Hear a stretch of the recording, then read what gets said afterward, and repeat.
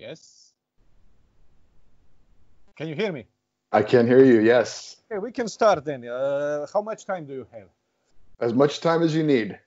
I'll try not to take a lot of your time. I hope you can hear me clearly. I hear you very clearly. Well, this is our 20th episode of Fakat Podcast, and I am again having a foreign guest. This time it is Eddie Garcia, sports journalist from United States, from California.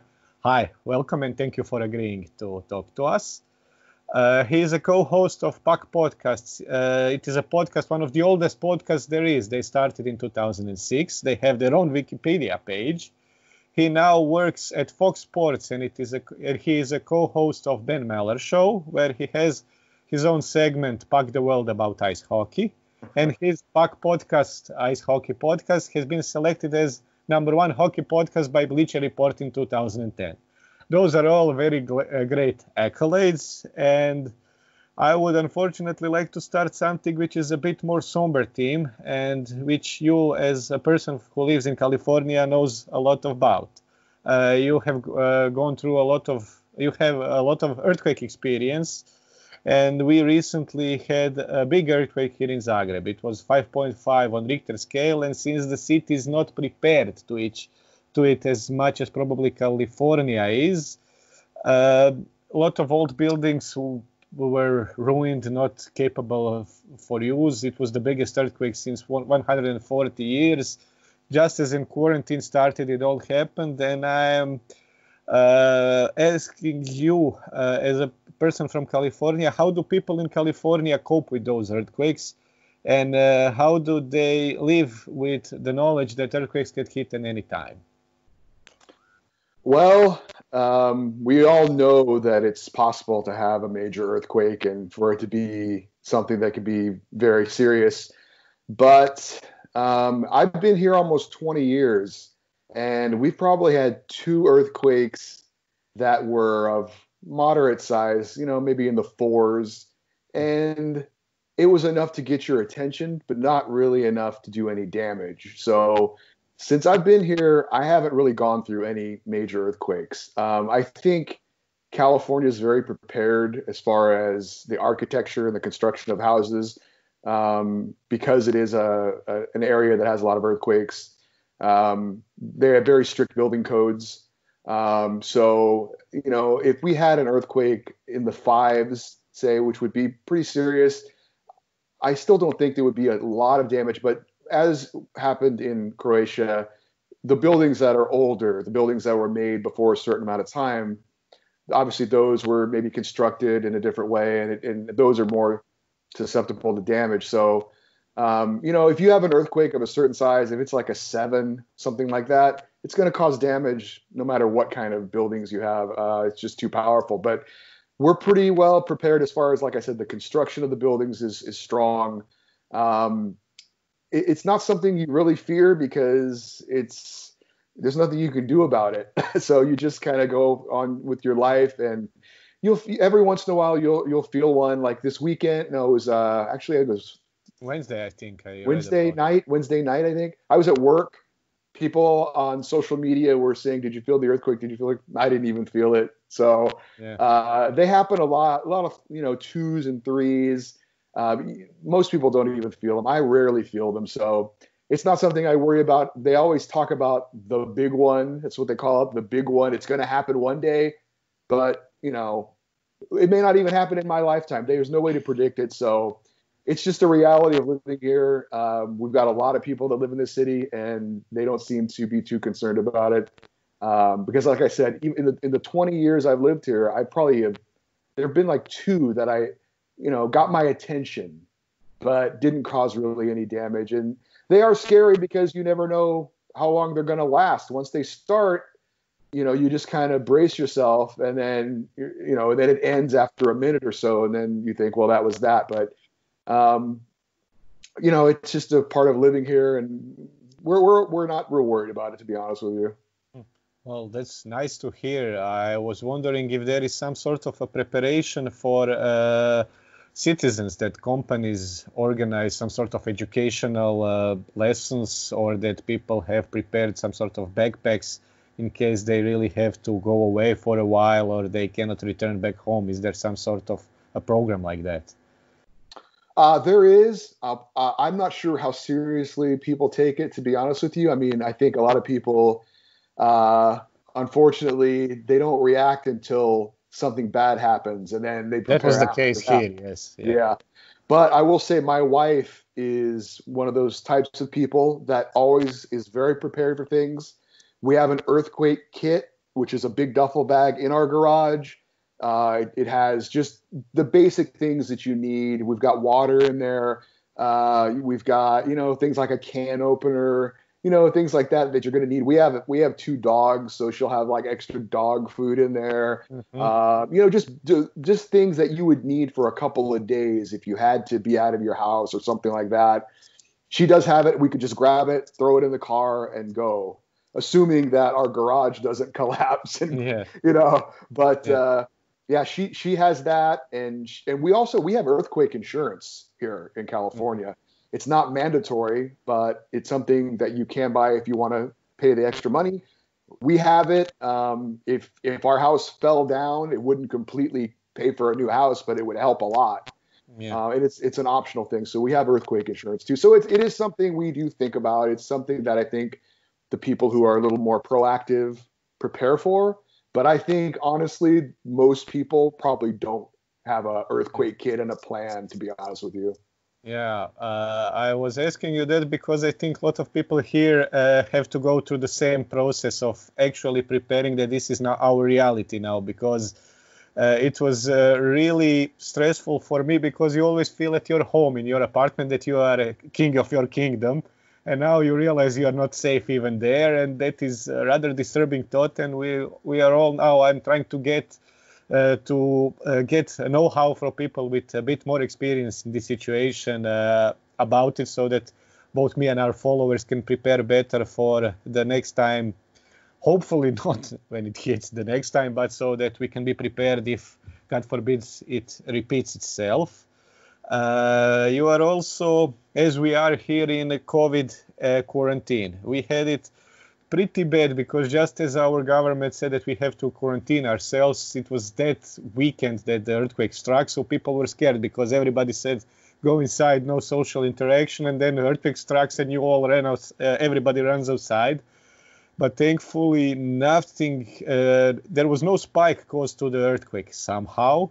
And I was wondering, how is the situation now in California and the United States in general? You have been hit pretty hard from what we read and hear from the media. I think, and I'm not an expert for sure, but I think we hope we still have another month of quarantine, at least. And then we're hoping by June and July, the restrictions might ease up a little bit. I still think people who are at risk, older people who have pre-existing health conditions, they're still going to have to be quarantined, maybe through the year, to be safe. But I think people who are healthy, people who are younger, maybe those restrictions will ease up in a month or 2. That's what we hope. But for now, we're still kind of in the middle of it. We're still being told social distancing, wear masks. Don't interact with people, stay home. Most people are not working. Schools are closed for the whole year. So, we're Los Angeles. I would say the 3 hardest hit cities in the United States were New York, Seattle in Washington State, and Los Angeles. So we have had a lot of cases here. But I think most people are taking it seriously. In Los Angeles, we have horrible traffic on our freeways. Our freeways are jammed certain times of the day. It is very unusual now to travel on those freeways and have it be almost empty. It's not completely empty, but it's nothing like it usually is. So to me, that's the indication that people are taking it seriously. And, it's difficult, though, because a lot of people, I'm still working, so I'm fortunate. A lot of people aren't working, and this is a very difficult time economically in the United States, and particularly in places like New York and Los Angeles. So there's a balance. Our leadership, government, trying to figure out what is the best when can we get people back to work? Because we don't want the economy to collapse, but you also have to be safe, and you don't want another spike. You go too soon, and then people get sick again, and you have to go through it all over again. So it's a balancing act right now. But for now, we're locked in. I think we will be for at least another month, maybe longer, and then hopefully we can start to see some easing of things, like it's kind of happened in South Korea and some places like that. China. Yeah, China and some countries in Europe have already started to ease up on their restrictions, and we will see how that turns out. I don't know. I think Denmark, Austria, Germany tried to open up some stores, something like that. We in Croatia are also expecting something to ease up soon, but nothing can be. You can be smart in advance. But as you said, I know that traffic in LA is always terrible. I know it from the movies and series because people are always complaining. I have never been to LA. I have it on my bucket list, definitely, but I have been to New York City and I saw Times Square empty, and that is just really bizarre. It is really bizarre to see. Same is here on the main square. People are taking photos of nobody being anywhere, and it is really rather scary. But what I wanted to know, I've been researching about data from all around the world, trying to gather the information to figure out what is really going on. And I heard that around Christmas time in LA, there was a spike in flu-like disease that they discovered. Is there a possibility that already could have been COVID back then? Is there something that is talked about in Los Angeles? Yeah, as a matter of fact, I was talking to this with the people that I work with. Now, I work a late night sports talk radio show. So when I go to work, most of the people in our building are gone. So it's usually me and 3 other people, and that's it. So nothing has changed for us when we still go to work. But we did talk about, all of us got sick about that time. And one of the guys, he stayed home for a week. And for me, and I know you're going to ask me about this later, but I still go to work when I'm sick. I shouldn't do it, but I have that mentality that unless same goes for me. Unless I can't get out of bed, I'm going to go to work. So I had a cough that would not go away for about 2 weeks, and I remember thinking, why won't this go away? And it just kept staying with me. So I would like to know if I had it already. I think it's possible that I had it already. I think it's possible that the people I worked with had it already, but we won't know unless we get tested. But it's something we have talked about, and you're right, there was a lot of people around that time that had it, and a lot of people are wondering, did I already have it or not? But hopefully if a test comes out where it's something that it's easy to take, and a lot of people can have it, we're not taking it away from the people who really need it. I think a lot of people would take it to see if they've already had it or not, Yeah, same was the situation here. Also, a lot of people, maybe not around Christmas, but sometime later in January and early February also had got a rather difficult cold. Let's call it like that. I had it also in the beginning of February. One day was terrible. And after that, like you said, cough didn't go away for a while. And that was it. Apart from that one day, I was completely fine. And I worked, like you said. My mentality is go to work and give my 100% whenever I can. And who knows, maybe something like that will change from now on. Maybe we will all work from home on days like that, which will actually be quite fine by me. Let's say it like that. What is your opinion? I have listened to other podcasts, read about news from the United States, that some people, there are let's say different opinions. Some people agree with level of quarantine. Other people want it to end as soon as possible to restart the economy. What is your general impression about people, and what is your general impression? How much is country divided on that issue, and what is your opinion on that? It's a very interesting time in our country because politically, a lot of people are split. And a lot of issues become political that I don't think really should be, but they do. And this has become one of those issues.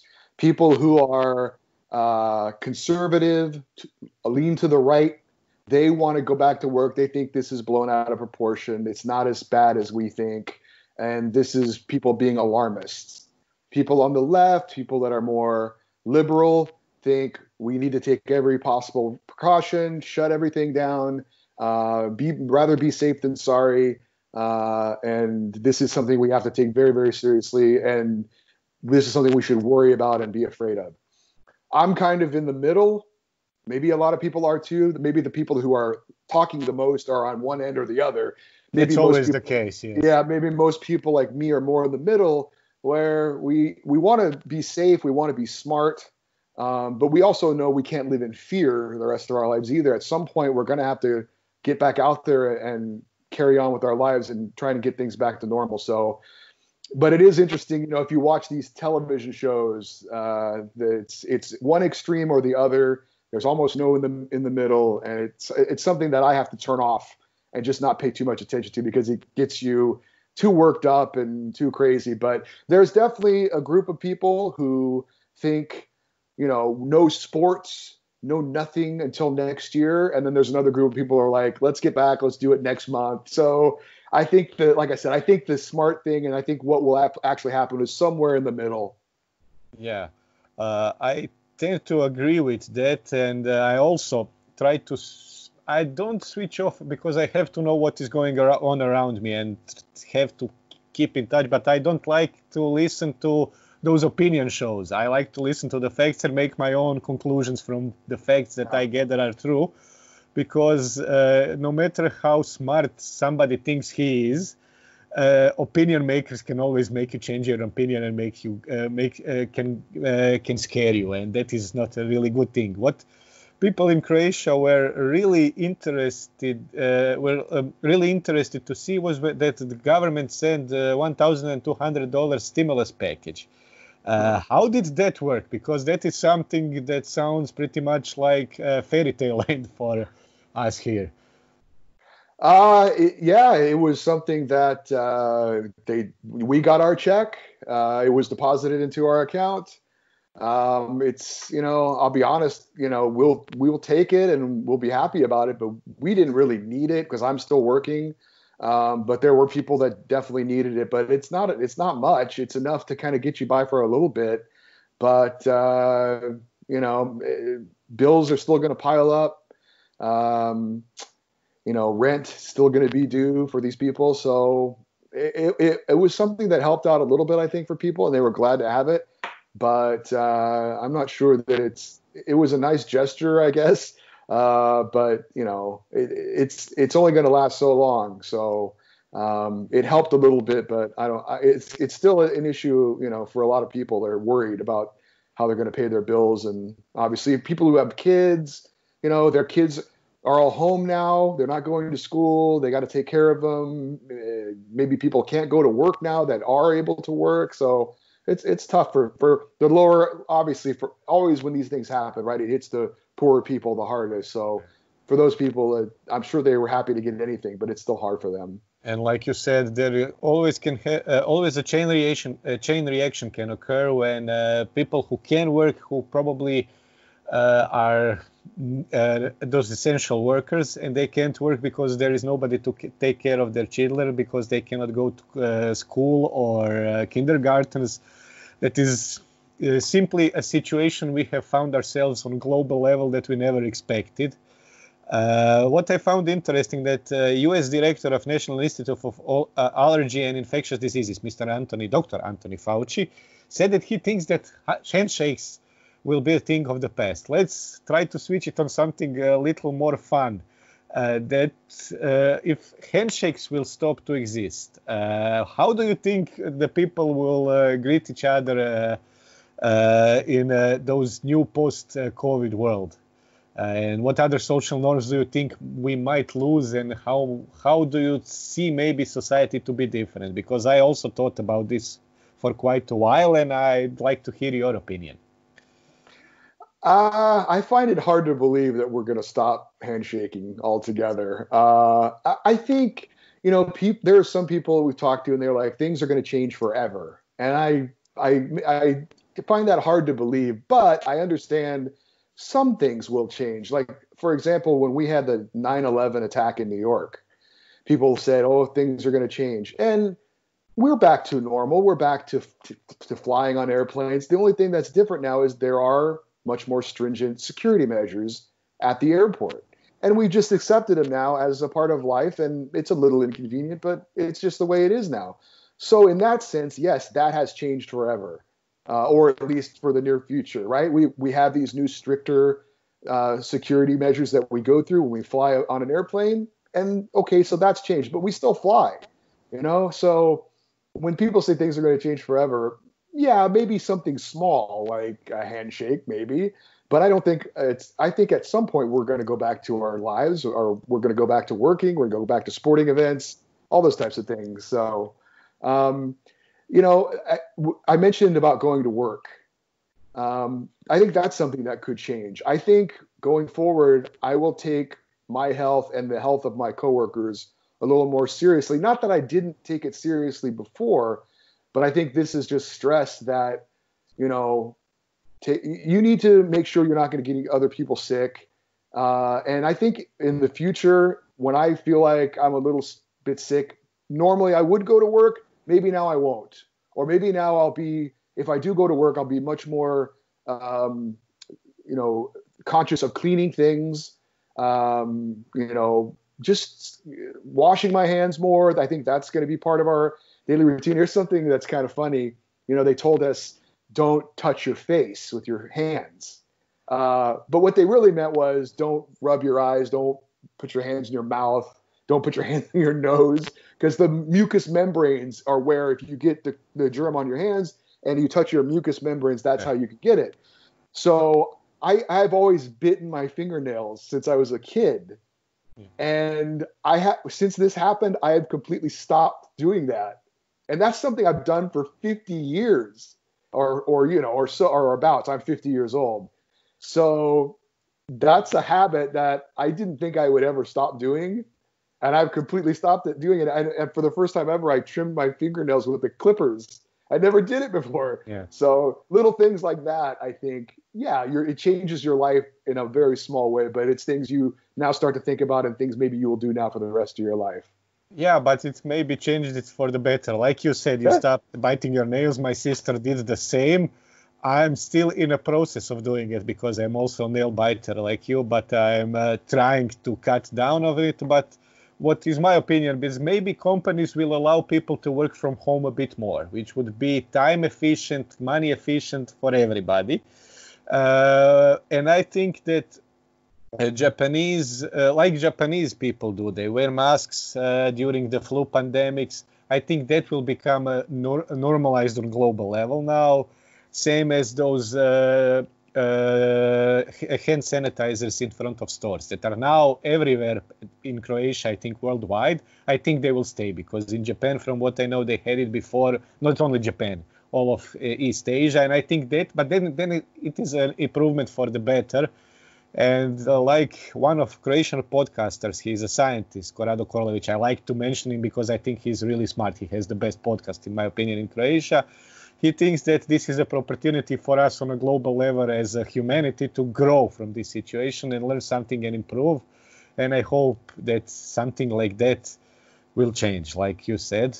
What I also wanted to ask you, during our earthquake, we had some rather interesting heartfelt stories, like that. My favorite is that local football fans volunteered to help whatever is needed on the very moment the earthquake hit. And since the one hospital with a very famous maternity ward was hit pretty hard, they had to move babies and young mothers somewhere, and they helped move them. It was a really touching picture when you see football fans in football colors moving the cribs from one hospital and another with the masks on their face. So I wanted to know, did you see some such positive story in the United States, either regarding now this COVID pandemic? I don't know if there's one specific story that I remember, but a lot of the athletes here have been very charitable with their money and their time and trying to raise awareness, donating to certain things. I think something I've seen in different cities, and this may be a worldwide thing, I'm not sure, but I've seen it in the U.S. where there are certain times of the day that people will clap their hands or bang things together in tribute to the medical workers and all those people, not just them, but people who stock the shelves in our stores now that we took those people for granted. Now those people are, very important. Just the people that are out there working, and especially the healthcare workers. I see a lot of those things going on where we're kind of going out of our way to make sure those people understand that we really appreciate what they're doing. They're putting themselves in harm's way to help other people. And it's funny, the things I think of, but I recently watched the show Chernobyl on HBO, the miniseries. Did you like it? I thought it was phenomenal. I thought it was fantastic. But it makes you think. You're a firefighter and you want to fight fires, and suddenly something happens and you're now thrust into this situation that you never dreamed you would be in, and it's going to cost you your life, but you're doing your job. That's what you signed up for, and you put yourself in that horrible situation. Yeah. And I'm sure nurses, they probably thought the same thing. I want to be a nurse. I want to help people. But now you're in this global pandemic, and you're going into a situation where your life is on the line every day. You may not have really thought about that, but I've seen interviews with those nurses and those doctors, and their courage and their dedication to their job is really amazing. And they say, I'm afraid, but who's going to take care of these people if I don't do it? I have to do it. And I want to do it, and no one's making me do it. I could quit if I really wanted to, but I'm not. I won't do that because this is the job I've chosen, and I want to help people, and this is where I'm needed, and I'm going to be there. So the tributes to those people are great. Yes, my mother is a doctor, but she is not directly exposed to the patients because she's a pathologist. So, but she still has to go to work, and she still has to make sure that she is not in touch directly with COVID, because they're also exposed to, unfortunately, people that have passed away, that they have to be sure that they didn't die from COVID, that they are not contagious, which is really not an easy job at this moment in time, not ever, to be honest.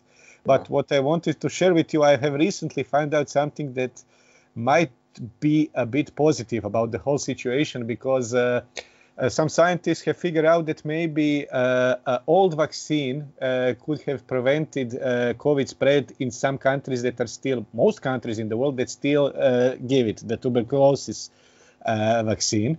And I have searched quite a bit about it, and countries that have been unfortunately hit the most with COVID, like United States, like Italy, like Netherlands, like Belgium, they have never vaccinated people against tuberculosis, those BCG vaccine. And some countries have now tried to examining it, those that didn't vaccinate it, on their medical workers, and they have reached a great success so far. And we in Eastern Europe have always been vaccinated with it. Ever since when I was a kid, we have been vaccinated. And if you check the maps, Eastern Europe has had has fared really, really well in this fight. And that gave me a thought. I researched it, and I hope that this might be the solution. I am sharing this with you because this might turn our life back to normal, and I'm very happy that something like that can maybe finally be the solution. I am very optimistic, as you can see probably from my voice, because it could bring things back to normal. Well, I think that we have covered the bad things now, and I think I have a rather decent segue to our little more positive stuff, and I have to mention our sponsors. The thing is that we give as gifts from our sponsors both the olive oil from Croatia and local craft beer from Croatia. I have to mention their names. They are Belić, Oleum, Viride, and craft beer Varionica. Varionica is one of the oldest craft beers in Croatia. They are 5 years old, and Oleum Viride is a very prized olive oil. And since I cannot give them to you via Skype, I think when all the things come back to normal somehow, I will do my best to try to send it to you in California. I don't know how the customs work, but I'll try to figure out some way to send it, because you were a guest on our show, definitely. Thank you. And I tend to ask guests about something regarding our sponsors. So, do you cook? Does your wife cook? And what would you cook when finally this olive oil hopefully arrives to your home in Los Angeles? Well, it's interesting. For the podcast that I have, we had a sponsor. It was called Blue Apron, and it was a company that sends you meals that you cook. And we got it through our sponsor, and my wife and I both loved it, and so we still have it and we still get it, which is actually really great during the pandemic, because we get fresh produce and these great meals sent to us every week. It's only 3 meals a week, but still that's, significant. And I wouldn't say I'm a good cook, but with this, they give you all the ingredients all in the right portions, and then they give you the instructions. And so I can cook this and do actually a good job. And I actually found out that I enjoy it. So my wife does do most of the cooking because she enjoys it too. And it's just something she likes to do. But the one thing we have to use every time is olive oil. So we always use olive oil every time. And matter of fact, my wife said, I think we're running out of olive oil. I said, no. We have a whole giant container in the garage. We're fine. We've got plenty of olive oil. So we always cook with olive oil. That's the one thing we always have to use. So, well, this will surely sit well with our sponsors. And I hope that when this one arrives, hopefully Sunday to you, I hope very soon, that you will like this one also. And I have to ask you, are you a beer drinker for our other sponsor? I do drink a beer occasionally. I play hockey, ice hockey. Yeah. And we call them beer leagues. Yes. It's kind of the slang for, the beer league.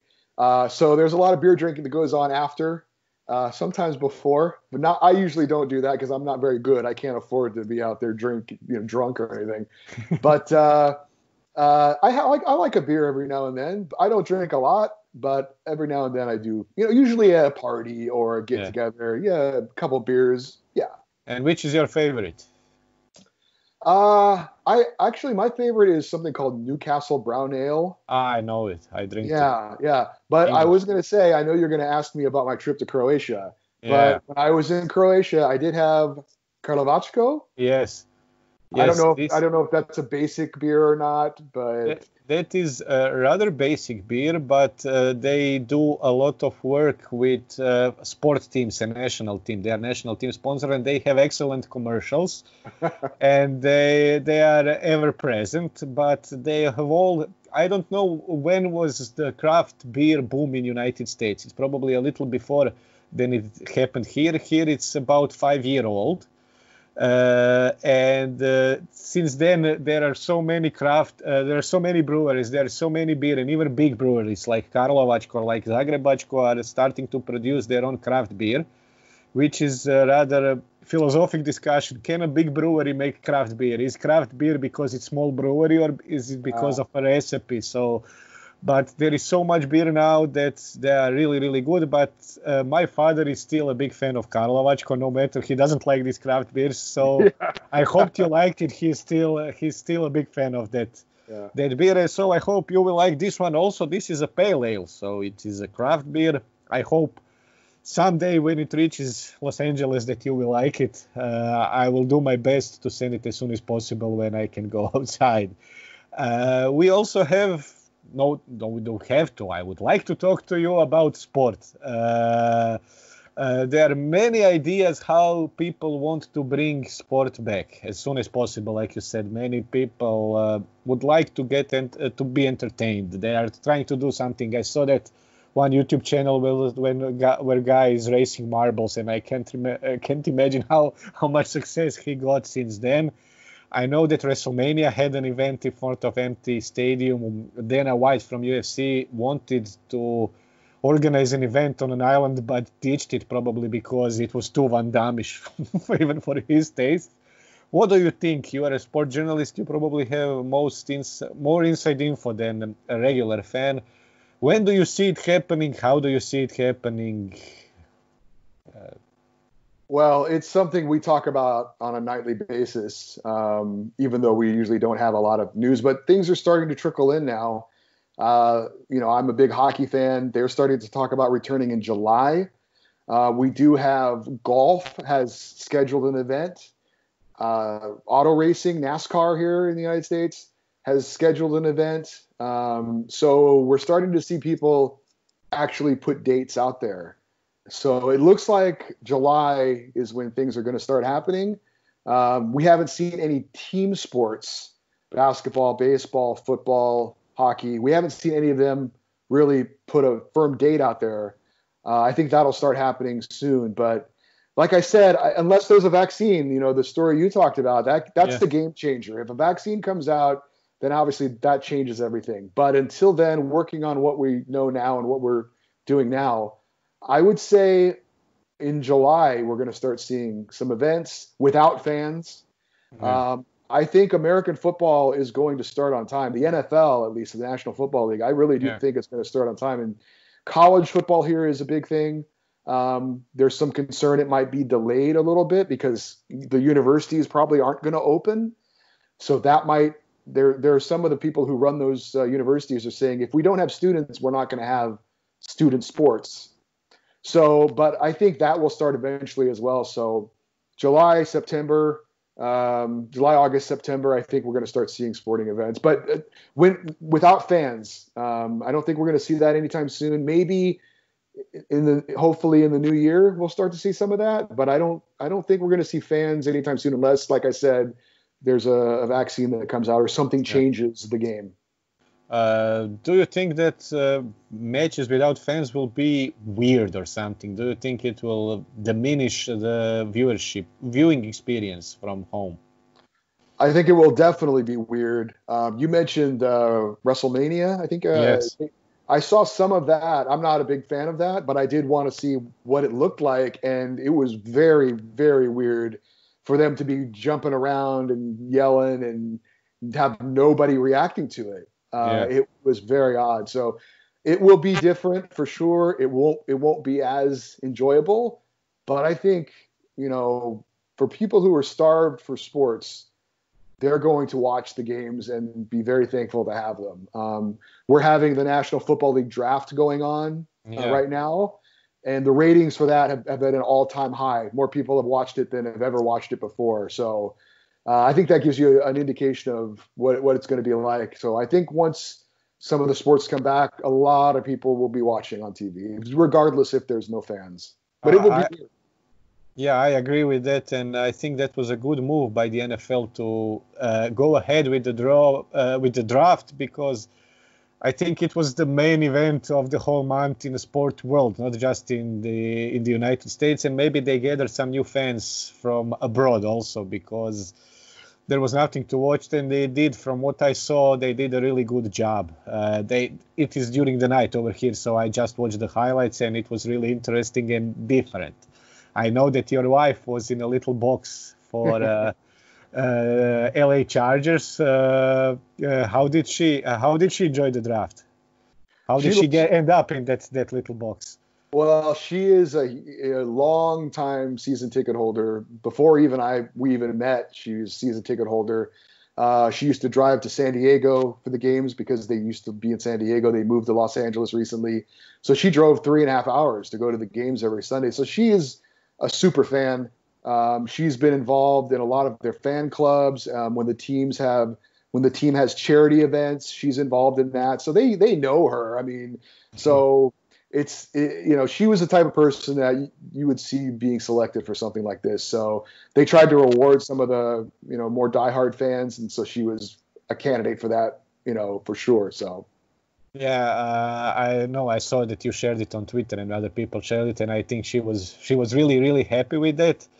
What I wanted to, I think, share with you that also in Europe they are discussing how to bring back sports. I know that teams have started to train a while back, some even more than a month ago, but no more than 5 players at the same time. They have 5-player trainings even for team sports. Germany is deciding to go ahead with their football league in 2 weeks' time, as things stand, with 300 fans in the stands. And I really hope that it can go through, because just as they announced that, the Dutch went totally the other way and decided the whole season is void, which is even more complicated than in the United States, because they have relegation. They have a competition. The one season is not an individual entity like in American sports, because depending on positions from the previous season, teams go into European competitions against teams from other leagues, and they have to decide all of that. And since the Dutch made their season void, they have no champions, but the team from the lower leagues can't go ahead in the upper leagues, even though they deserve it. So other leagues tried to postpone as much as possible, but in Netherlands, the government said no sport until November, I think, or September, I'm not sure. And if there is no sport until September, they have no time to finish this. So that was the only logical explanation, but only logical solution. But I hope it doesn't happen in other leagues if there is any way possible. I know that MLS, which is not MLS, MLB, which is baseball, and NHL tried to put the whole teams in one stadium, in one city, and finish it like that. What did you think about that idea, and is that still alive? Well, in hockey, they have scrapped that idea, and the latest thought is they have 4 divisions in hockey, and they're mostly geographic. So they have decided that they're going to try and have 4 different locations for those 4 divisions. For example, in the Pacific Division, or the Western Conference Pacific Division, they would all go to Edmonton, Los Angeles, San Jose, Anaheim, Arizona. All those teams would go to Edmonton, Calgary. And so that's what they've thought of for the moment. I think for baseball, it's a little different, because it's odd in baseball, if you don't know, half the teams go to Florida, half the teams go to Arizona, and they have their spring training there. And so those 2 states have all these facilities, lots of diamonds, instead of fields, they call them diamonds. Mm-hmm. So they can handle a lot of different teams in one area. So it makes a lot of sense for baseball to do this. For hockey and for basketball, it's a little bit different. Basketball has talked about going to Las Vegas. All of the teams go to Las Vegas, but we'll see if that happens or not. But that has been bounced around, but I think it's just, they're kind of just discussing it. I don't think it's anything firm or concrete at this point. It's just a possibility that, it's one of the ideas that they're thinking about. Yeah, same idea was here in Europe about football, because some teams go to Turkey, to Antalya, where they have about 20 pitches for several teams to train at the same time. And that was also a suggestion, but not more than that, because they are still trying to see if they could somehow done something like Germany did. I have to talk about your podcast and your hockey fandom. How did you get into hockey? Ice hockey. It didn't come until I was in college. So I was in my early 20s. I grew up in California. I had no real experience with ice hockey. The town I grew up in did not have ice hockey rink. So I didn't watch it much on television because it wasn't that popular. So when I went to college, my roommate was a big hockey fan. So he kind of got me interested in it. And once I sat down and actually started watching it, I thought this sport has all of the things of the other 3 major sports in the U.S. and it's in one sport. So, for example, American football is violent and physical. Hockey is violent and physical. Baseball is very hand-eye coordination. Hitting a baseball takes a lot of great vision and skill and timing. And I said hockey has that with shooting the puck and passing. And then basketball is back and forth, fast-paced, offense, defense, and hockey has that too. So I thought this has everything of the other sports, and it's all rolled into one. This is really exciting. I really like this, and I just, the more I watched it, the more I got into it. It certainly helped that the one team at the time we had in California was the Los Angeles Kings, which is my favorite team. And they went to the Stanley Cup Finals that year. The first year I really watched the whole season. The Gretzky team. Yes, they went to the final. And so once that happened, I was sold. Playoff hockey was amazing, and I became a fan for life. And it just grew and grew and grew. I started playing roller hockey outside on the tennis courts. Then I started playing ice hockey, and it took off from there. So it's really become American football will always still be my favorite sport, but hockey is a very close second. And considering where it was growing up, which was nothing, it's, become obviously a huge part of my life. I play every weekend, of course, not now, unfortunately, but it's just a sport I love. And I try to get people, I try to let people know it should be an option for you. At least watch it, at least give it a chance. Because I work with people who are huge sports fans, and they never even give it a chance. They never watch it because they didn't grow up with it, and their family didn't watch it, and so it becomes a habit. But I think people who are open-minded, who give it a chance, like, for example, my wife, before I met her, never watched hockey, had no interest in it. Now she's become a huge LA Kings fan. We go to games. She'll watch it on TV. So I think if people are really into sport, if you give it a chance and you really watch it and have an open mind, which a lot of people don't want to do, I think you'll find it's a really entertaining, fun sport.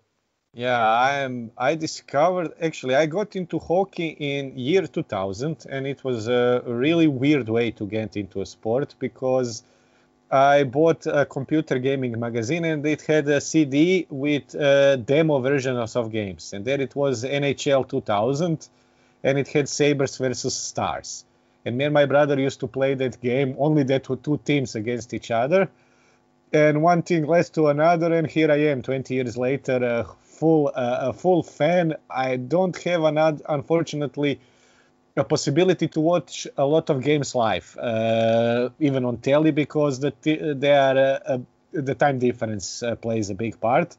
But we had about 10 years ago here a club in Zagreb, Američka. You also talked about them on your podcast from time to time. They went into Austrian league and put a lot of money into their project. And I went there. My eyes went like this for seeing hockey live for the first time. And everybody I brought with me had the same expression when they first saw hockey live, when the action started. It is really an experience. And even our best tennis player, Goran Ivanišević, says that he watched every sport live and that hockey is by far the best. And I have to agree with him. And I learned from your podcast, actually, something about my local team. When they went into KHL, Russian league. They were there for 4 years. In 2015 draft, they used their second round pick to draft Connor McDavida. And I think that was a great PR move because I remember you and Doug talking. I don't know who said it, but suggested to him to go to play against grown-up men in Russian league. Unfortunately, he didn't decide it. But I want you to tell our followers how great of a player he turned out to be.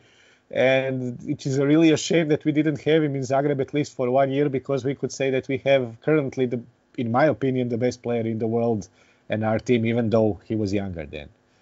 Yeah, and actually another player, Austin Matthews for the Toronto Maple Leafs, instead of going to the junior leagues, he played in Switzerland for a year. So he did that.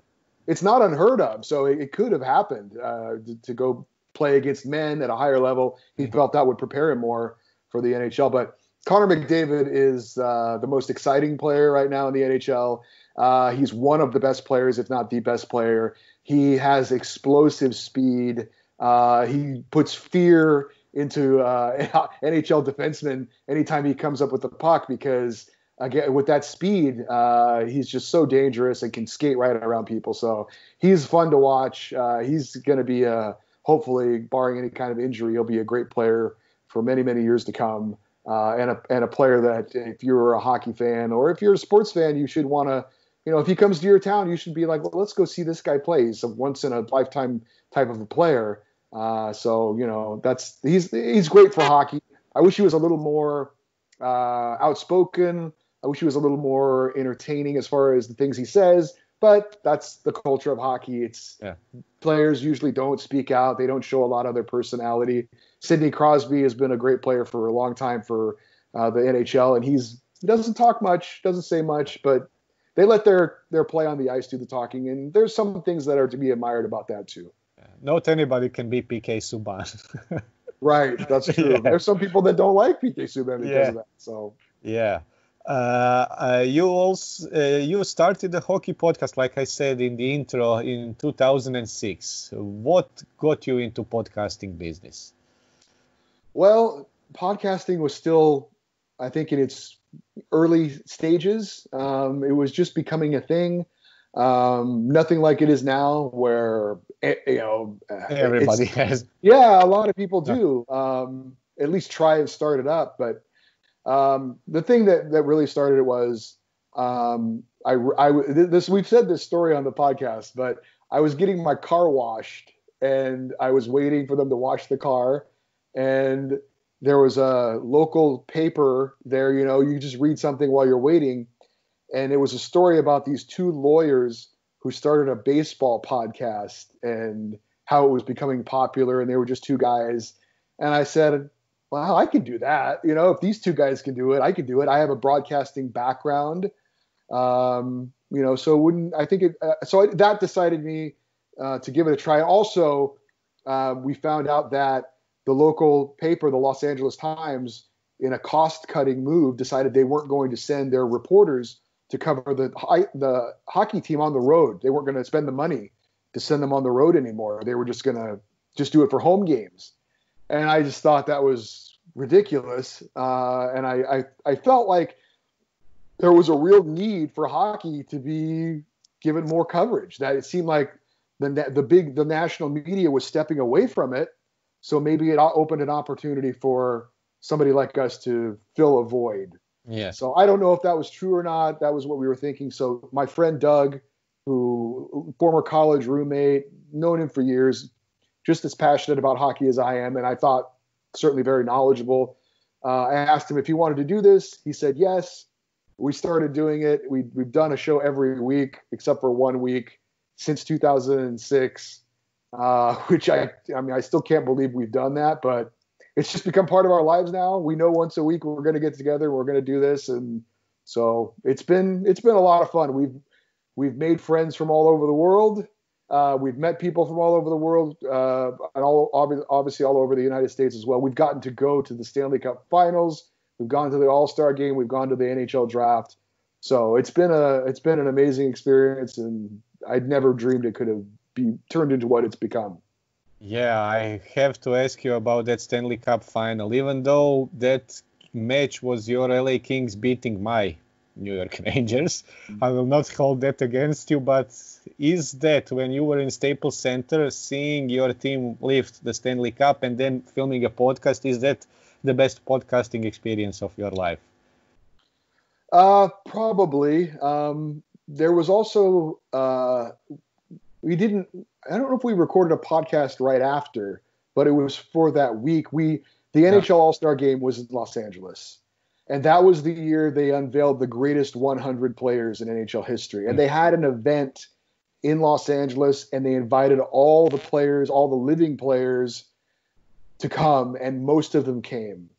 And we got to go to that, and we got to walk amongst those people, and it was like being at the Oscars if you were a movie fan, where you're walking around and there's another star and there's another star. Everywhere you turned was Peter Forsberg and Teemu Selanne and all of them. It was unbelievable. Wayne Gretzky, obviously, to everywhere you turned was another Hall of Famer.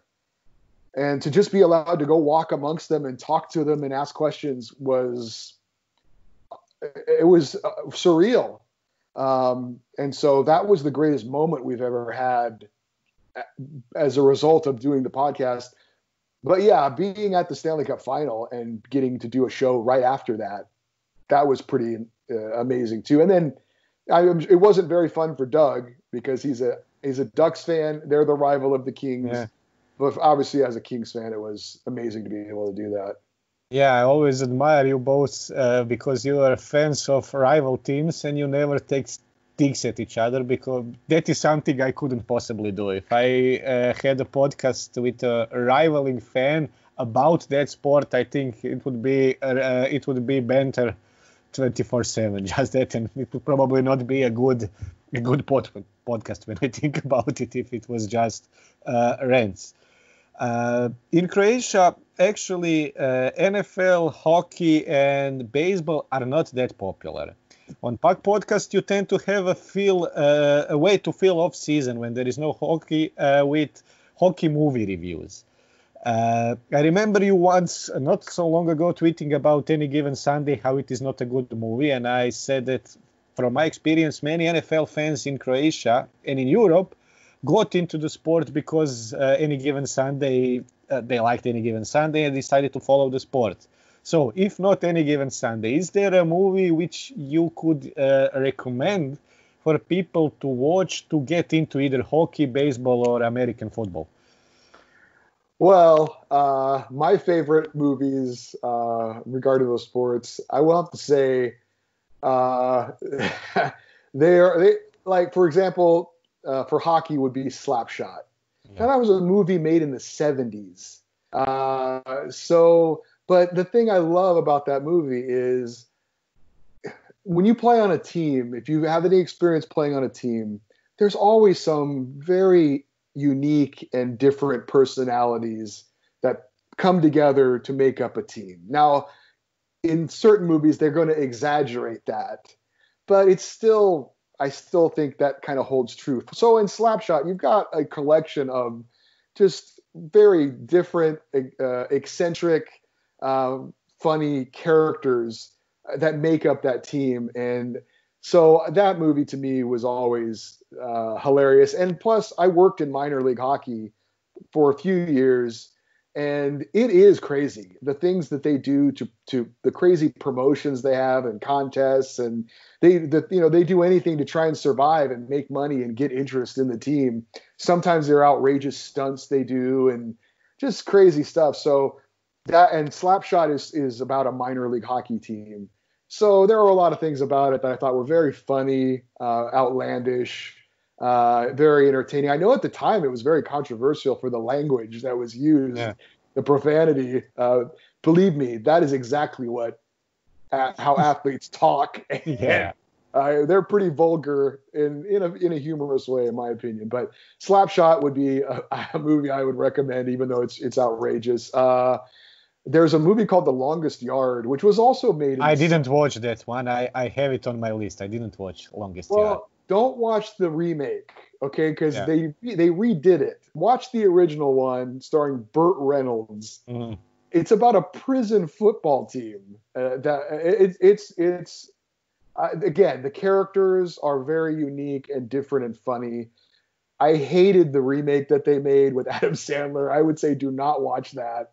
But the original one actually, I think, is very well done and entertaining. And again, it's kind of like Slapshot in that it's just a very unique group of people that are involved in that. For baseball, a very different one for me would be The Natural.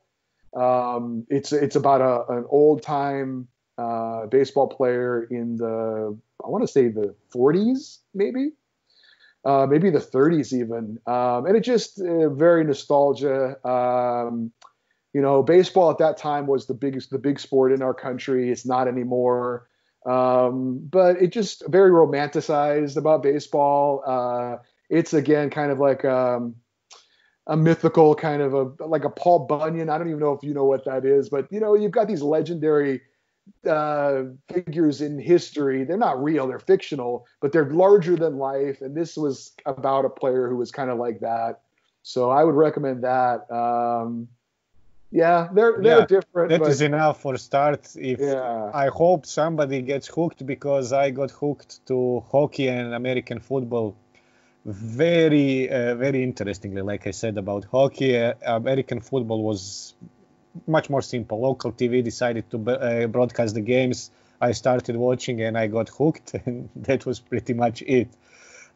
So I hope that some of our followers listen to you, go check those movies, and maybe start listening to Puck Podcast or a Ben Maller show after they check their movies to follow the sports news. On Puck Podcast, you say that you are also an avid gamer. Which video games do you play during quarantine? Well, if you listen to the podcast, you know I'm a huge Star Wars fan. It was the first movie I ever saw. I was 8 years old, and it just blew my mind. So I saw the original Star Wars in the theater, which was pretty awesome. 1977, so I'm kind of old. But there's a Star Wars game called Battlefront II that my co-host and I play all the time together. It drives us crazy. We are not that good. I've tried to talk him into live streaming some of our games. He won't do it because how angry we get and the words that we use. My wife sometimes it just yells at me like, "What are you doing? This is not that serious. You sound ridiculous." There have been times, I will say this, in my younger days, I probably would have broken a few things. We get so angry and so frustrated because the players we play against are just so much better than us. But we play it all the time, and we still love playing it. I love the technology now because I grew up a gamer. I grew up when video games first started. So it's something that's a part of my life that's going to be a part of my life as long as I can see and do it. So I'm going to be 80 years old, God willing, playing video games. But we play that a lot. And also, since the quarantine happened, I bought NHL 20, the latest version of the NHL game. And I play that a lot too. So those are probably the two games that I play the most. Can our followers and our subscribers somehow found a way to play that against you and Doug or you online? Yeah, my gamer name is Eddie on Fox, which is EDDIEONFOX. Okay. So yeah, they want a friend request me, sure. I also grew up playing video games. Like I said, I got hooked on hockey because of EA Sports game.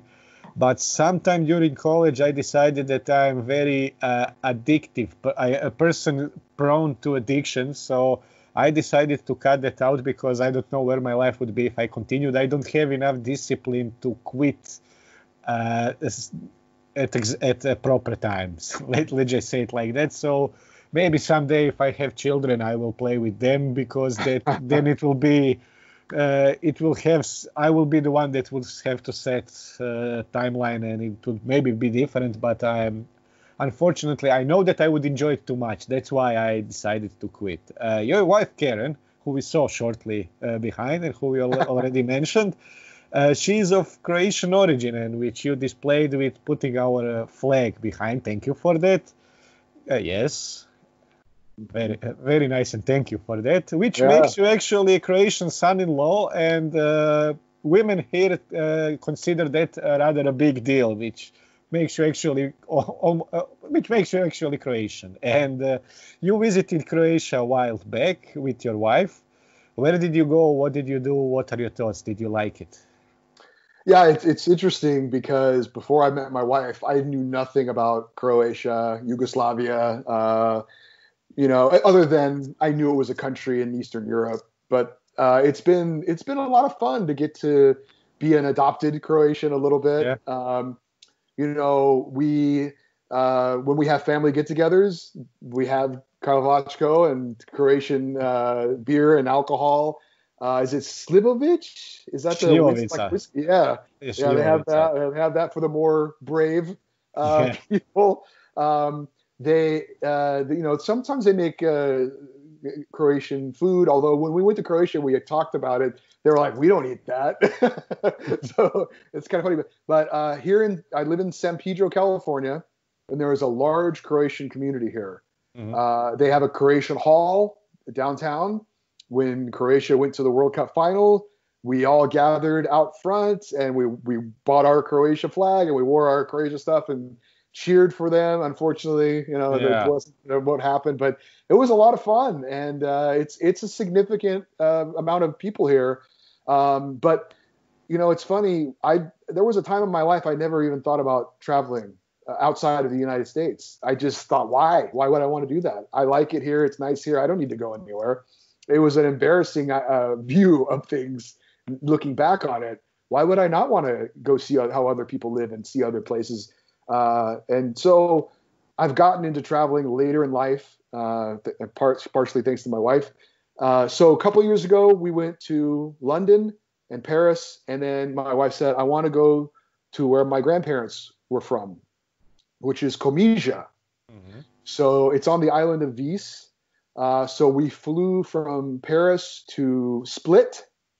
We took a ferry from Split to Vis, and then we took a bus from one side of Vis to the other to Comisia. And we stayed there for 3 or 4 days. It's a very small little town. I don't even know if you know of it or not. Yeah, I know of it, but I have never been. I have never been on Vis. Yeah. So I loved it. It was certainly different going from London and Paris to Comisia. So you go from big city to little small town. But it was a lot of fun. It was beautiful. Really enjoyed it. It was a place. I grew up in a small town in California. So going to a small town it feels kind of like home to me. And also San Pedro, even though it's a part of a huge community in Los Angeles, it's also a very small town feel. So, but it's funny. A lot of people from San Pedro go back there. They know San Pedro and Comisia. The people there know of San Pedro, California. But my wife really wanted to see where her grandparents were from. That was kind of a bucket list thing for her, And so that was a lot of fun. It was really neat. I actually liked Split a lot. As a matter of fact, I don't know if you see this, but I've got my Hajduk Split. Hajduk Split. Yeah, our producer will love that, definitely. Yeah. He's a big fan. Okay. So I bought that just because, I always try to, wherever I go, I try to get some sporting, something from the places we go to. And we actually, we wanted to go to a game, but they were playing away when we were there. So we couldn't go. But, I've heard a lot of great things. A lot of people asked me about Croatia when I came back, and they were like, how was it? Did you recommend it? I know, obviously, Dubrovnik has become very touristy because of Game of Thrones and all of that. And people recommended to me, they say, don't go to Dubrovnik, go to Split or somewhere else because it's not as touristy now, And I thought Split was also like big enough city to where you got that part of it, but also not too big to where it was kind of overwhelming. So I really liked Split a lot too. Yeah, Split is actually during the tourist season like a hub because like you did, catch a ferry and go to the islands. A lot of tourists do that, and they have an airport from where tourists usually dispense somewhere else, but stay for a day in Split just to check it. I could also recommend maybe Pula, which is a city where also Medveščak, that our hockey team that we used to have, played a classic game outside in their old Roman amphitheater, and it was really a sight to see. And I remember that NHL.com carried the story, and I was very proud to see it because it looked amazing. The problem was that the ice started to melt because it was too hot, but they still finished both of those games. And since all of this pandemic now started, people are very worried about tourist season because it is unfortunately too big of a part of our GDP. Yeah. So I hope that maybe somehow we manage to save it. So if you would be allowed to come this summer, I invite everybody to come because we will probably really need you. Yeah. I wanted to know, since you watched World Cup final, did you maybe try to check soccer, and maybe did it turn you into a fan or not? I will say this: I always enjoyed the World Cup. And I like the Olympics as well. Those world sporting competitions where it's country against country, that always has appealed to me. Maybe it's a patriotic thing for me too, but I don't think so because, yes, I root for the United States, but I also like watching the different nations, take on each other. So I've always enjoyed the World Cup. I watched the World Cup, but other than that, I don't really enjoy football that much. I would never watch, Arsenal against Manchester United or something. These names we know as these major football clubs. That doesn't really appeal to me. And they even every once in a while they'll have a big match here in Los Angeles of, two major teams will come visit, and a lot of people will go. But it's not something that interests me. There are things about the game of football that, the flopping, the diving, it turns me off. And a lot of people in this country just can't stand it. We just can't stomach it. And I know it's, for a lot of people, I think in Europe, the feeling is, we don't really like it, but it's just a part of the game. It's not a big deal. But for people like me, when I see that, I just want to turn it off because it bothers me so much. So that's one thing. And then I think the field is a little too big. I think I think the penalty kicks are way too easy. So when they decide games like that also, I'm like, no, that's the goalie doesn't have a chance. But I don't know. Those little things like that are kind of probably will keep me from being a soccer fan. Yeah, you singled out probably the two biggest concerns also fans in Europe have, because we call it diving, where players flop. Nobody managed to find a decent antidote for that, how to prevent it, because they only recently brought in video replay for referees, and it is such a controversial subject that we could have 5 podcasts simply by talking about that and not saying anything constructive, because it is it really polarized the fans beyond my wildest imaginations. And penalties, actually, the World Football Federation has an open invite. Whoever can figure out something better, we are open to it, but they couldn't. And there is no solution so far. Nobody said anything that could be accepted as better. And by the way, I love the golden goal. Yeah. They don't have that anymore. And they removed it. I love the golden goal. It's so much drama. It really made you on your edge of your seat when you had the golden goal. But I thought they should keep that, but they got rid of that. So. They got rid of it. They tried silver goal, which was a really non-solution, because when somebody scored a goal, you had until the end of that extra time to equalize. And that lasted even shorter than golden goal, and they decided to go back to full extra time. I don't know really. I don't remember really what was the reason to scrap golden goal. They didn't like. I don't know. They changed it. I should remember, but I forgot why they decided.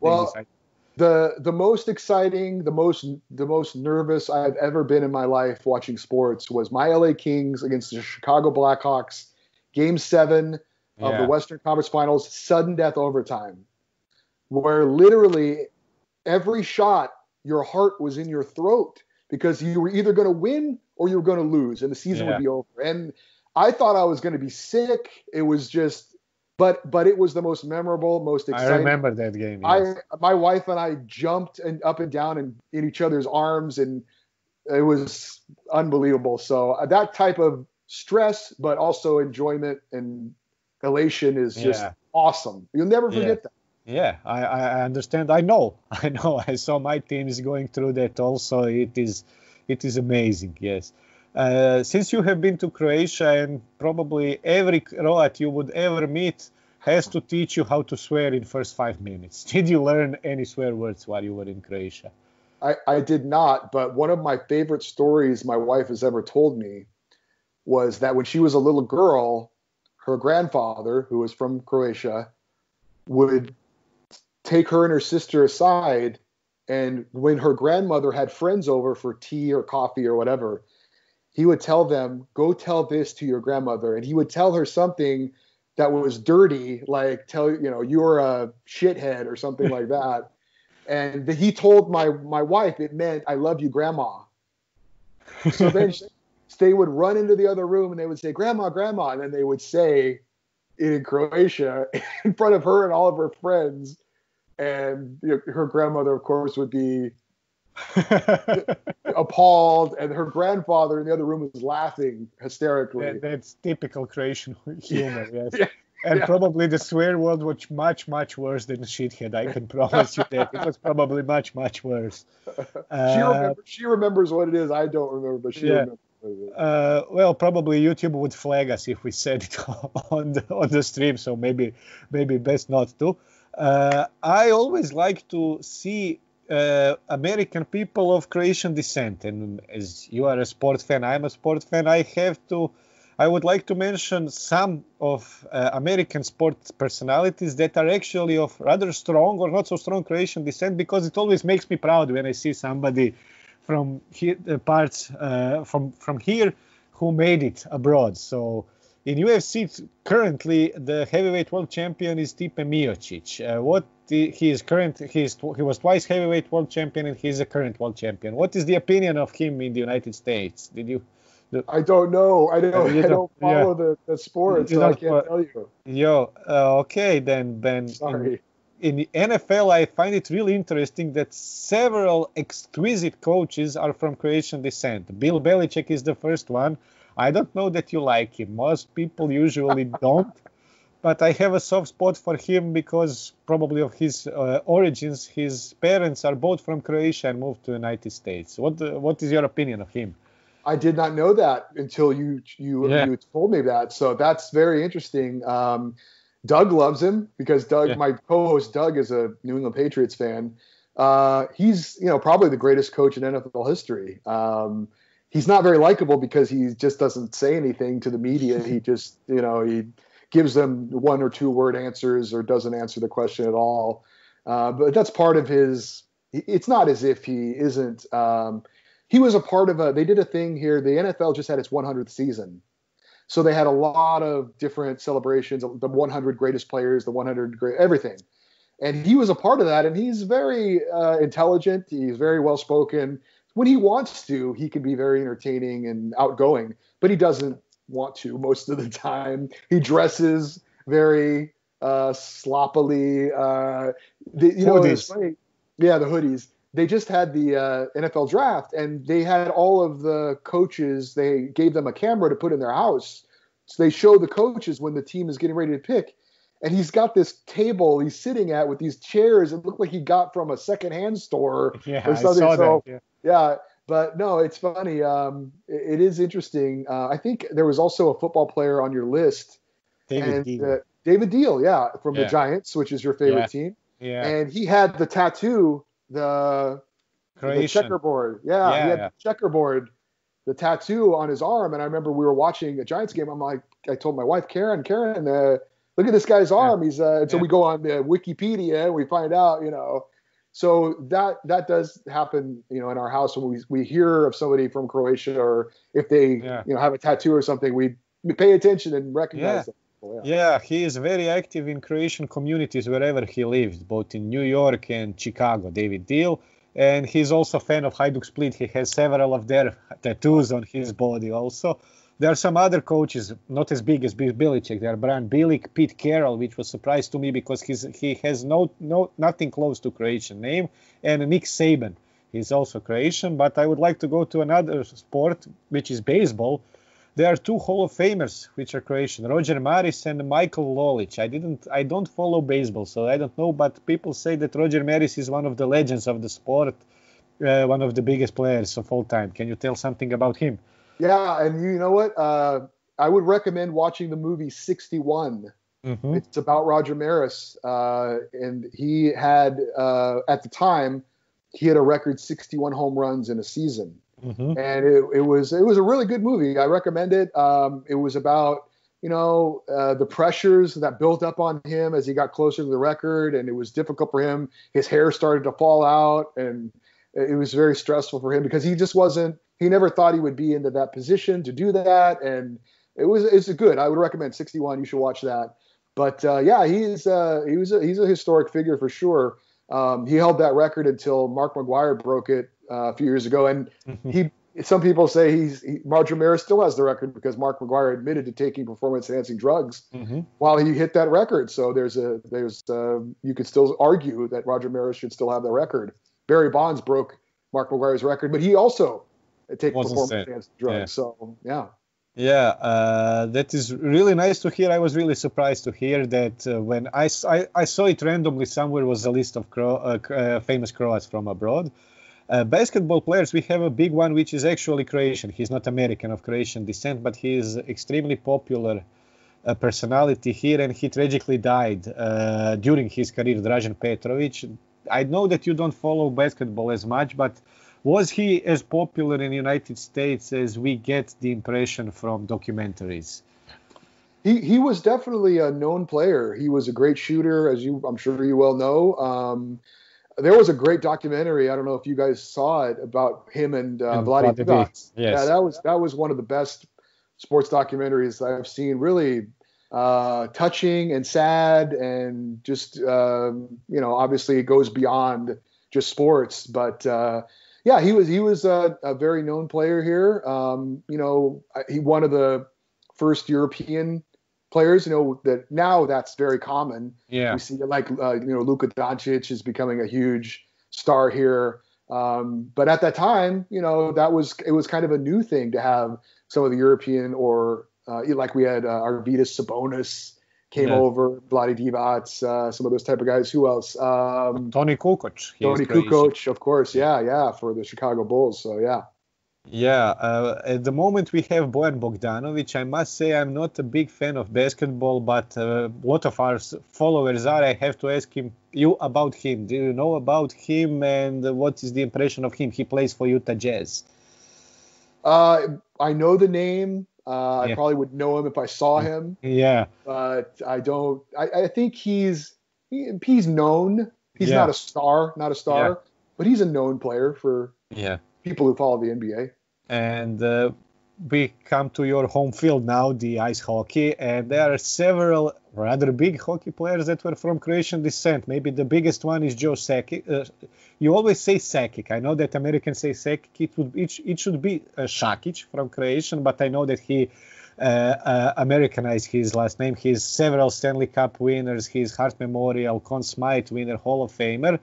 And same goes for Frank Mahovlich, who won 7 Stanley Cups with Maple Leafs and Red Wings. And at the moment, Mark Edward Vlasic is of Croatian descent. He plays for your rival Sharks. Can you say something about those players? Well, first, I didn't know that. You've taught me something. I did not know that. Joe Sakic is a Hall of Famer. He's a legend. He and Peter Forsberg, probably the two greatest Colorado Avalanche players. He's now running the team. He's now the general manager of Colorado. So he's a big star, and that's I didn't know that. It is funny you talked about the Americanizing the names. And Frank Mahovlich, I knew of him. I've heard that name before. He's a legendary Montreal Canadian player as well. So I did not know that they were of Croatian descent. So that's very very interesting. Yeah. Yeah, I would like to ask you about a player that is not Croatian, but is from our neighboring Slovenia, which is he's a key player on your Kings. I always wanted to ask somebody who is closer to the Kings, did he deserve to win Conn Smythe Trophy in 2012? In my opinion, he did.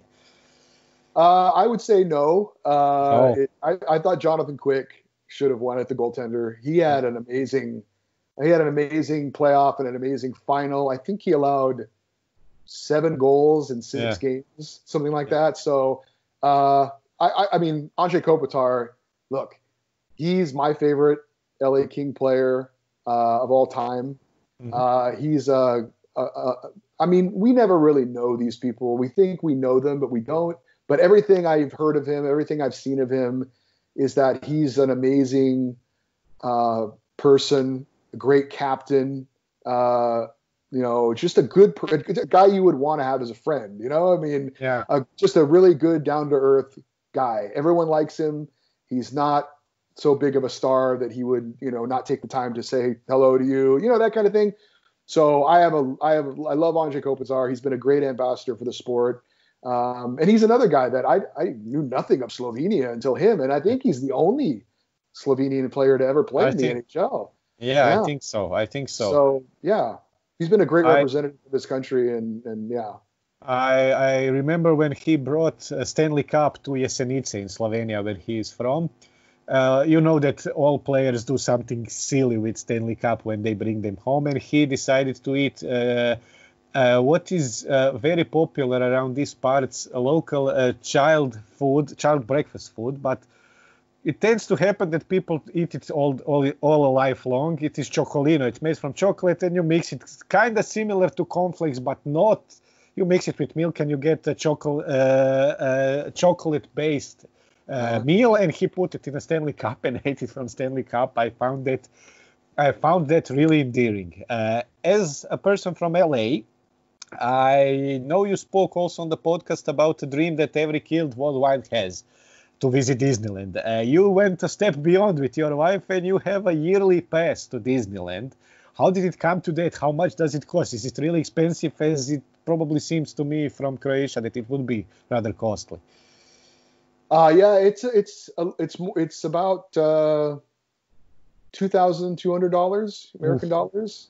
Yeah, that's pricey. They have different levels of the yearly passes, and ours is the second highest. Mm-hmm. The highest is you go anytime, any day, all year round. Ours, you can't go at Christmas. Mm-hmm. That's the only time we can't go at Christmas. So, okay. Yeah. But it's funny because I grew up in California, but I grew up in Central California. So we were about 300 miles from Los Angeles. So to come to Los Angeles was a big family trip. We would come for sporting events occasionally, and we came to Disneyland twice in my life. So then I moved here after college in my 20s, and I've lived here for almost 20 years, and I never went to Disneyland. I lived here, I never went. And so my wife was looking for something for us to do, and she didn't go very often either. So and we're not both big Disney people. You know, there are some people who are just huge Disney fans. For example, one of our podcast listeners, Michelle Price, she's from Australia. Mm-hmm. She and her husband and their whole family flew to Los Angeles for her to get married at Disneyland, and she invited me and Doug, and we went. We went to her wedding at Disneyland, and they rode around in a carriage and the whole thing. You know, so some people are very into it. My wife and I aren't that into it, but she thought it would be a fun thing for us to do. I wasn't really that into it. And then, lo and behold, Disney bought Star Wars, which I told you I love Star Wars. And so they made a Star Wars theme park, part of the park. Galaxy's Edge, they call it.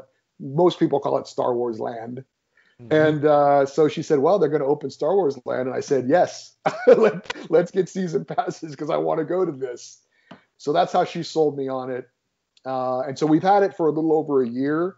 And we usually would go every Friday as our kind of date thing to do. Once a week, we would spend all day with each other, no phones, no social media, just to have a day every week we would go and spend with each other. We really liked it. We really had a good time with it. And we're sad we can't go right now because it's closed until further notice. And they're also opening up. I don't know if you guys are fans of Marvel and the Avengers and all that stuff. I personally am not, but my sister is, my brother is, many people are. So they're opening up a theme park in Disneyland that's also that as well. So and I like that. So there's enough things for us to go do and visit that it's worth it for us to spend the money and to go do it. What's really great about it, honestly, is we'll go, and if it's just jam packed with people and it's too much, because sometimes it can be too much to be around that many people, we just go home because it's only 30 minutes from our house and we can go back tomorrow. You know, so that's a really fun part of being a season pass holder where you can go whenever you want. Yeah, it sounds really like every child's dream from everywhere in the world, and I really hope that someday I will get the chance to go there. And no matter how old, I think with 80 years, if it would be the first time I come to LA, I think I will go to Disneyland to satisfy the kid in me, my dreams from my childhood. Good. What do you think about those new Star Wars? I have to ask you that. You are a big Star Wars fan, and they are really polarizing, let's say it like that. Well, I don't know if I'm. I will say this: I don't think I'm big. I don't think I'm so big of a fan that I can't be critical of the movies, right? Mm-hmm. For example, when they came out with the prequels, right, the first 3 episodes, I did not like them, and I still don't really like them. I like all the new ones. I enjoyed all of them. There's always things you can nitpick and, think that they should have changed, but I really liked all three of them. And I would even go so far as to say that the character Rey, maybe my all-time favorite Star Wars character. I just thought she was a great character, somebody you could really root for, somebody that was just a kind of a great heart. So I think some of those movies had a great heart to them. But you're right, they are polarizing. Some people didn't like them, but I found them to be very good and very enjoyable. So I'm a fan of them. Yeah, I like Star Wars, but I wouldn't call myself Star Wars fan. So when the first one came out, I know that everybody said that it was just the same movie as the episode 4. And it didn't bother me at all because I had fun while watching it. And that is my criteria for watching a movie. If I have fun, I don't care. I can go terrible movies, but if they are fun for me and they are designed to be fun, to be entertaining, it's a good movie for me. I don't care if acting sucks, if plot doesn't make any sense. I don't care if I got entertained. That was the whole purpose. Yeah. When we mentioned movies, LA is the center of movie industry, maybe in the world, with Hollywood, and you probably have met a famous person, famous movie stars. Have you ever met somebody famous in LA in your work or on the road or something? Well, when I first moved here, I worked at the 20th Century Fox movie lot, which is where I worked for FoxSports Network. And that's where the network is. It's on the 20th Century Fox movie lot. So you would see movie stars all the time. I wouldn't go so far as to say I met them, but you walk by them, you're in the elevator with them all the time. So you see, probably the most famous person I ever saw was Steven Spielberg. That's pretty famous, yes. Yeah, that's probably the most famous person I ever saw. It's always funny to see them and realize they're a lot smaller than you think. A lot of the actors are short, and you just don't think about it when you see them on screen because they don't, the way they film it, I'm sure they try to make them look taller, like Tom Cruise. Tom Cruise is very short, So it is interesting to see. But I would say I've seen a lot of sports stars up close, and that's obviously been fun for a big sports fan. Probably the most famous sports person I ever met, and I don't even know if you will know who this is. His name's Bill Russell. I know. He's basketball. And he's kind of one of those legendary basketball names. You know what I mean? So I remember when I saw him, I don't get starstruck much. But when I saw him and I met him, and of course he's 7 feet tall, I was in awe. I really was of him because he's I don't know. It would be like meeting maybe Wayne Gretzky, somebody like that, like one of the all-time greats, legends. That was pretty good. Yeah. What the impression did he make on you?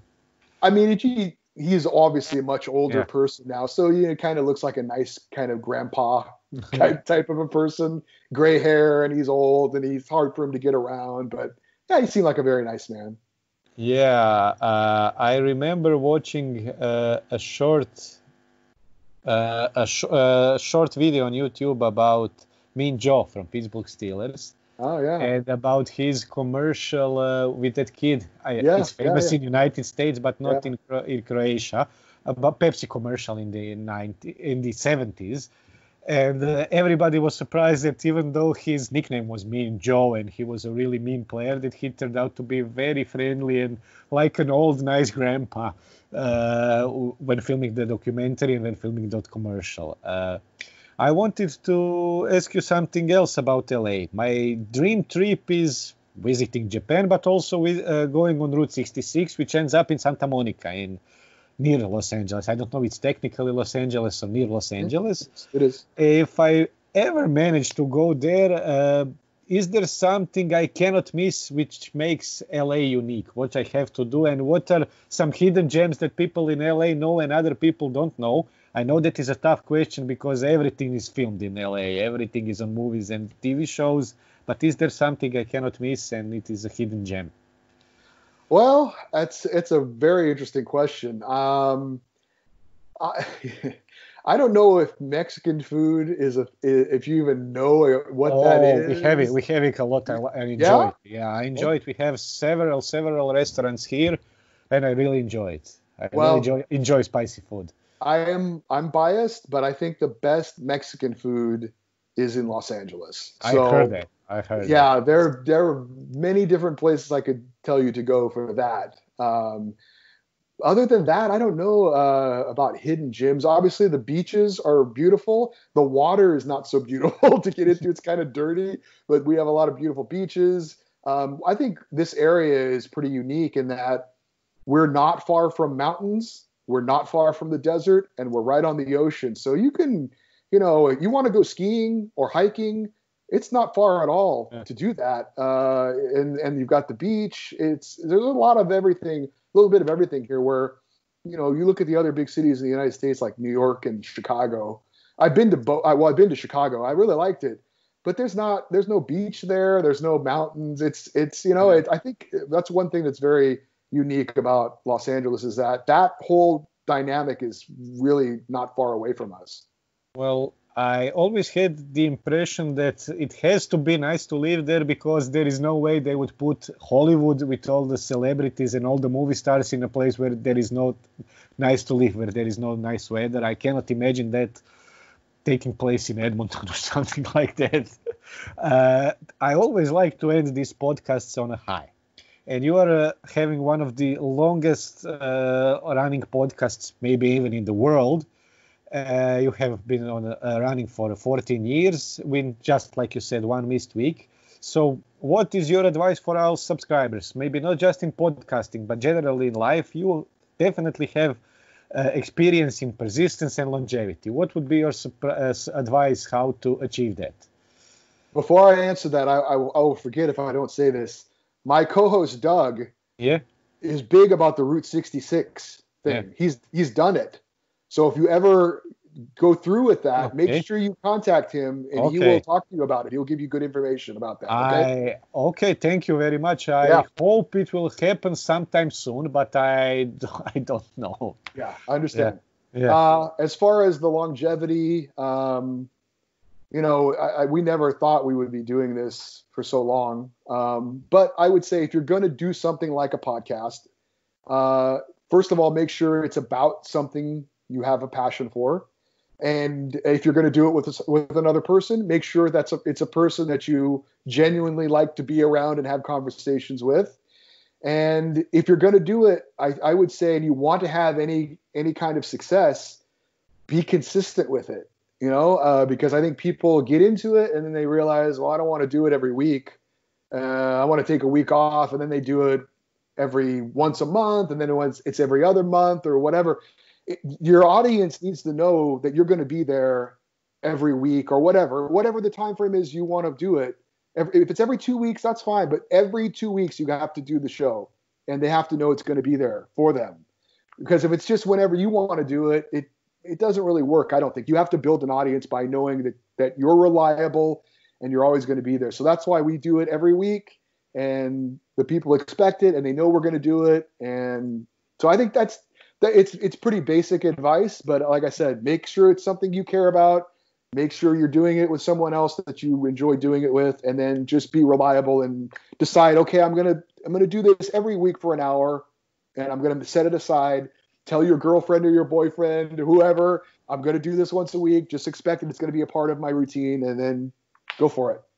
Yeah, that is really based on discipline, like you said, and consistency. There are two very, very admirable characteristics in people that I admire. So I think that is a very good message to end this podcast.